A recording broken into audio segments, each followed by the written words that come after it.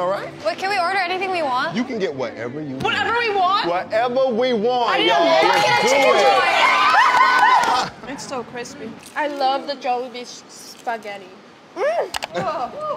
You know it's good when you let out that much noise. So good. I'm gonna be quiet and focused here. Oh my gosh, this is my favorite thing to do. Like just getting like a flab of skin and then putting rice on it and gravy. Wait, not her with a whole plan of action. No. Sophia has always done that like since training, like forever. Like she's always eaten it that way. I was dipping my spicy chicken sandwich into some ketchup while eating some mac and cheese and fries and adobo rice and spaghetti. Okay. And my next plan of action is to eat that peach mango pie. Any covers? I would love to. Would love to. Yeah. Because I was thinking about that the other day, like... Slower. How's the pie? Please keep going. I put gravy on my shirt. Oh my gosh, she's got gravy. Yeah, I got gravy. I'm a mess. Thank you. Thanks, Jollibee. Thank you. I wiped out to the bone. Did you To the bone. Oh my God. I know how to eat my Jollibee. Jollibee. Okay. Maayos naman sana, pero pagdating sa Jolly Spaghetti, hindi nagustuhan ng panlasa ni Benny ang tamis ng Filipino-style spaghetti.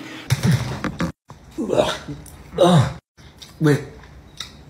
Okay naman na hindi masarapan, pero ang iluwa mo to pabalik sa harap ng kamera at ipakita sa buong mundo.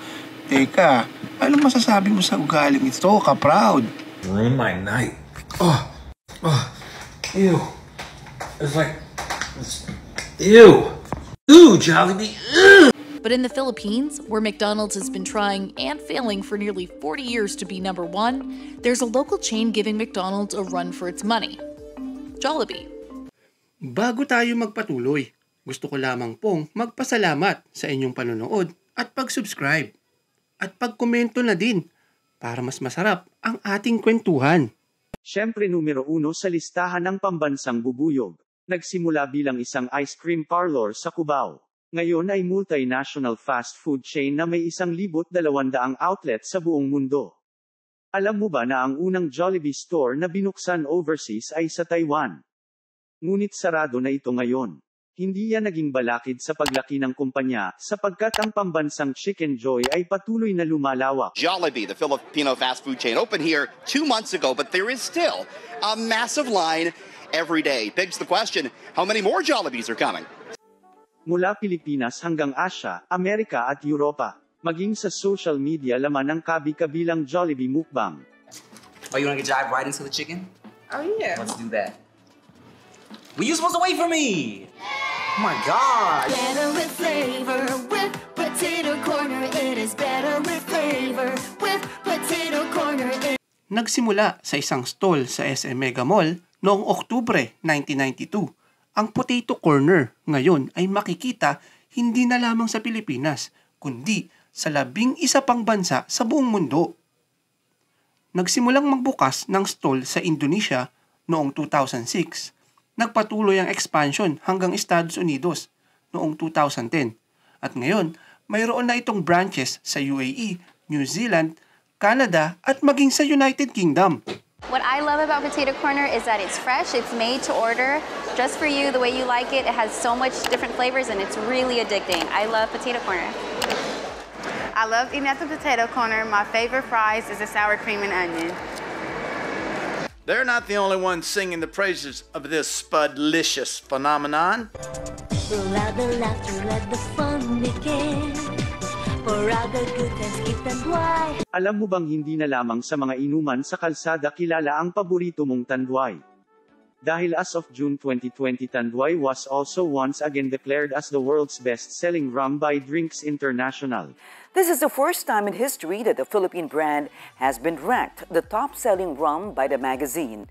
Tanduay Distillers CEO Lucio Tan Jr. attributed the rum's rise to the top to its strong domestic sales and recent steps to market overseas especially here in the United States. Noong 2017 pumirma ang Tanduay ng 2-year partnership with the Golden State Warriors bilang presenting sponsor ng Warriors sa ilan sa mga laban nito kabilang na ang Warriors Filipino Heritage Night na naganap noong Oktubre 29 ng nasabing taon. Kasama sa sponsorship ay ang paglalagay ng banner ng Tanduay sa ilang lugar sa home court ng Warriors na Oracle Arena. On January 22, 2021, Tanduay signed a 3-year sponsorship deal sa NBA team na Milwaukee Bucks designating Tanduay bilang official rum of the Bucks. Ang Tanduay rum ay isang premium na espiritu na kilala sa buong mundo para sa lasa, kalidad at kasikatan, sinabi ni Matt Paz-Ares, ang Chief Business Development Officer ng Milwaukee Bucks. Tanduay rum. All right, so it's an Asian rum. Why do I want to order this versus any other rum that I might see at the bar?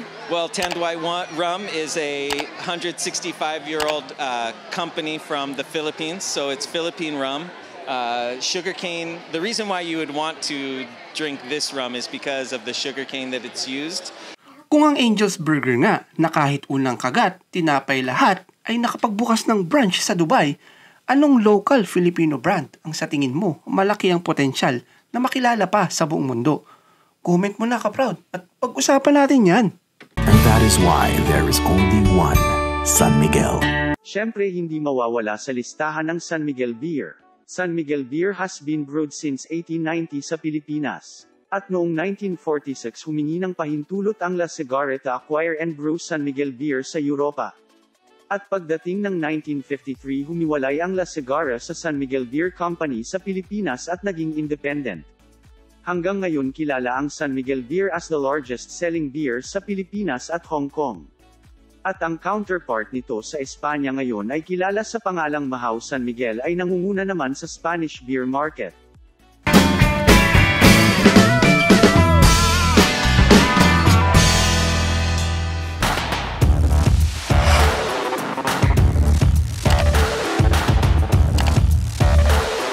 Established in 1986, Penshop is a pioneer in the fashion retail industry and is the multi-awarded flagship brand of Golden ABC. Over the years, Penshop has evolved into a lifestyle brand offering a wide variety of merchandise. Today, it is a casual wear brand that is admired for making on-trend apparel and accessories accessible to a broad market with affordable price points. After much success in the Philippines, Penshop opened its doors internationally. With stores in Indonesia, Kingdom of Saudi Arabia, Kingdom of Bahrain, UAE, and Cambodia, Penshop continues to grow and expand its reach in the global fashion retail scene. C2 trà đào được ủ từ lá trà 100% tự nhiên, thơm dịu vị đào ngọt thanh, mát lành đầy sảng khoái. Uống C2 đào, thành đào hoa thứ thiệt. Ang kauna-unahang ready-to-drink Filipino tea sa Pilipinas noong 2004, ang C2 ay kilala na din sa Southeast Asia. Mula ito sa URC Snack Foods na gumawa din ng Chippy at Cheese Curls. Unang natikman sa Vietnam noong 2006, patuloy nga itong sumikat at tinangkilik sa ating karatig bansa. Kaya nga umabot na din ito sa iba pang panig ng mundo. Có C2, sao phải cắt? Maraming salamat sa panonood. At samahan mo ulit ako sa susunod nating Filipino Moments videos. Noong 2015, Emperador Inc. made a deal with Beam Suntory for the purchase of several brands and production facilities for 13.8 billion pesos, 275 million euros. The deal included the purchase of Pundador Pedro Damec and Bodegas Pundador. Nung lumakas ang posisyon ng Emperador bilang isang Pilipinong kumpanya sa world market at gaya ng mga global brands like Apple and Coca-Cola sa US. Ngayon, meron na ring Emperador ang Pilipinas.